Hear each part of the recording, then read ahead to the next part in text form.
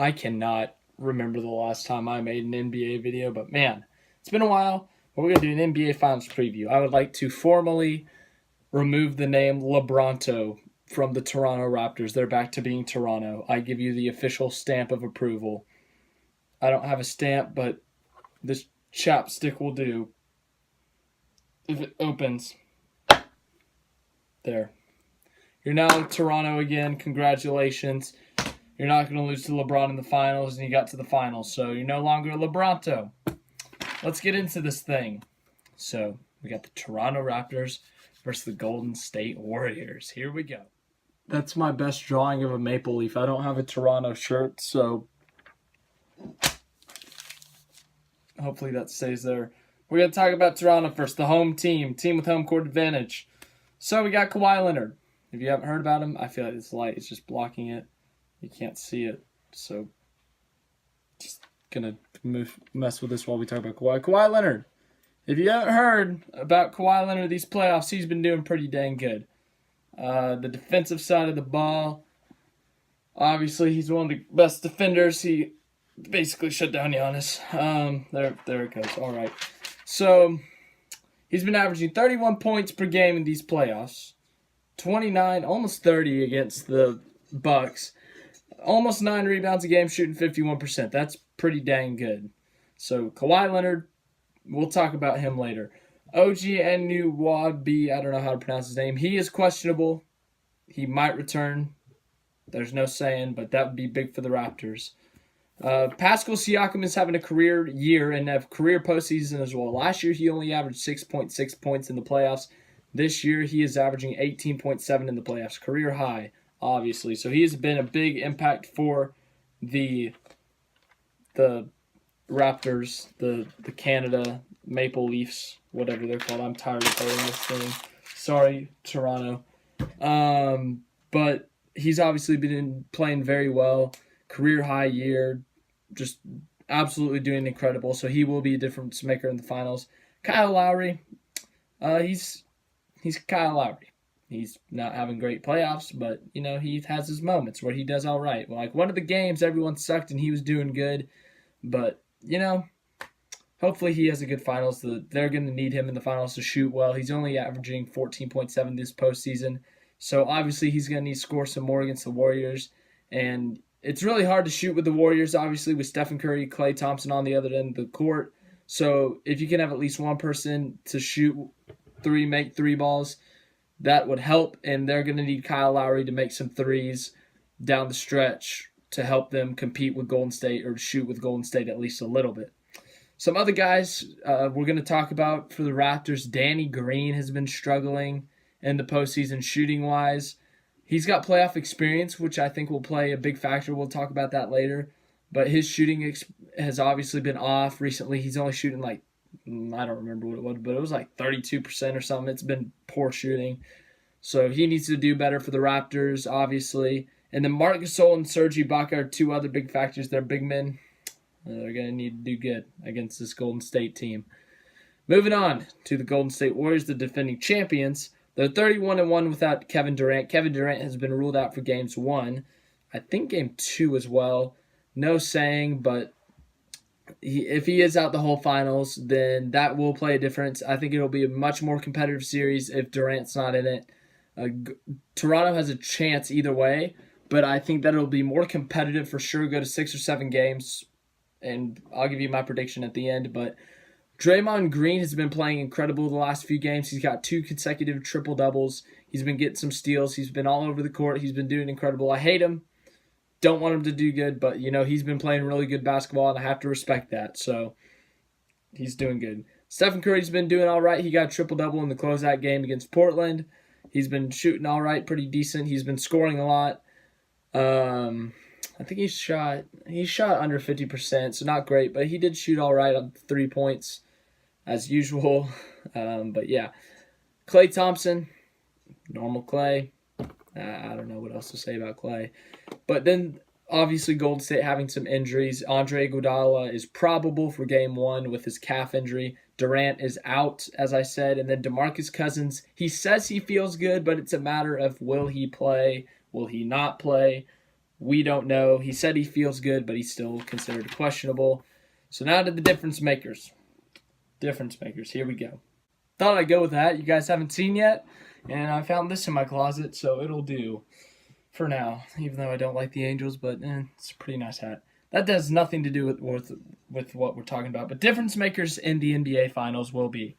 All right. So I think that the biggest difference maker will be playoff experience. Not just playoff experience in general, but finals experience. If we're talking playoff experience, obviously all of Golden State has it, and the majority of Toronto has it. Whether it be Golden State, they've been together forever. Stephen Curry, Draymond Green, Klay Thompson, Andre Iguodala, Sean Livingston, all those guys have been together, same team. Whereas Toronto is a little bit of a different situation. You got new guys like Kawhi Leonard, Danny Green, Marc Gasol, Serge Ibaka's been there for a bit, or Kyle Lowry's been there for a bit, Pascal Siakam's been there for a bit. You got different situations, but they all have playoff experience. So what's going to be the biggest difference maker? Finals experience. And this one leans heavily towards Golden State. Golden State not only have all these players been in the finals, but they've been in the finals together. Kevin Durant, if he plays. Stephen Curry, Draymond Green, Klay Thompson, Sean Livingston, Andre Iguodala. The list goes on. I mean, seriously. The majority of Golden State has been together, and the majority of them have been in the finals together. I think that's going to be a major difference maker. Whereas for the Raptors, once again, same thing. You got some have been in the finals, some have not. Kawhi Leonard, obviously the best player on the team. He's got major finals experience back when he was with the Spurs, and he's won a championship with the Spurs against the LeBron James Heat.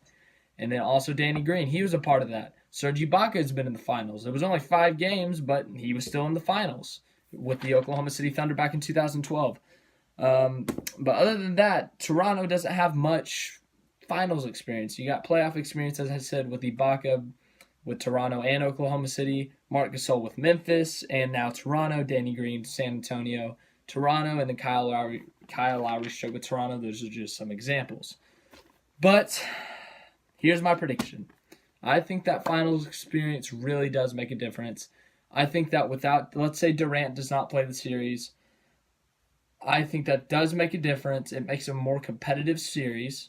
I think that Toronto, if it ends, if one team has 3 wins and they are going back to home court, they win the finals. So if it goes to Game 7, Toronto wins. If it goes to Game 6 and Golden State's up 3-2, Golden State wins.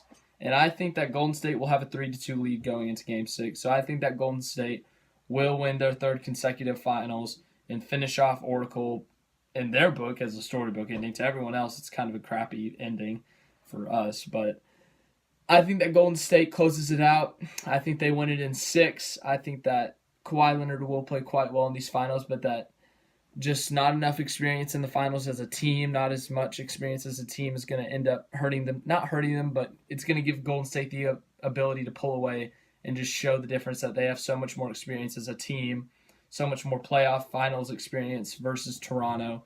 Whereas this team's first experience in the playoffs. Or in the finals, I should say. Some of these guys, it's their first time in the finals, like Marc Gasol, like Kyle Lowry. Obviously, as I said, Serge, Danny Green, Kawhi, they've all been in the finals. A couple of them have won the finals, whereas Serge has not. But I think that's going to be a major difference. I think that's going to be the difference maker in the finals. If they get Durant back, they might close it out a little bit earlier. But I got Golden State in 6. Tell me what you think in the comments, who will win, and who you think will make a big impact on the series. As I said, you got different players. Like for Toronto, you got Pascal Siakam, whereas on Golden State, you got guys like Andre Iguodala, Draymond Green. So it'll be interesting. And the Finals MVP, I think he finally gets it done. I can't stand the guy. Don't get me wrong. I don't like him, but I think Stephen Curry finally gets his Finals MVP, and all the bandwagoners go crazy. Whatever. But unfortunately, that's my prediction. I don't want it to happen. Either way, I'm happy with who loses, because if Golden State loses, Durant's gone, and Stephen Curry and Draymond Green lose. So that makes me happy. Whereas if Toronto loses, Drake loses, and shut up, Drake, please. I can't stand Drake on the sidelines just screaming and not shutting up. But yeah, that's what I got for my prediction. Not wearing that hat probably again unless they win the World Series, which I don't know if they will. I'm not into baseball that much, but that's my NBA Finals preview video. Tomorrow, NASCAR Power Rankings. Friday will be something. I'll come up with a video idea. I got a list here under this hat. Something off there. How about that? And then Saturday, race preview. Sunday, race review. Monday, that's too far into the future. I'm overthinking it already, but hey, that's it. That's my final preview. There go my notes. Say goodbye to those. If you haven't seen my R.J. Hampton, the time I played him and beat him up, not beat him up, but I stopped him from scoring 2 points. He only scored 1. Go see that. It's right here. Yeah. Some other video. I don't know what it'll be, but it'll be something nice. And if you would like to subscribe, you can click on my face because that would make me happy. Thank you for watching.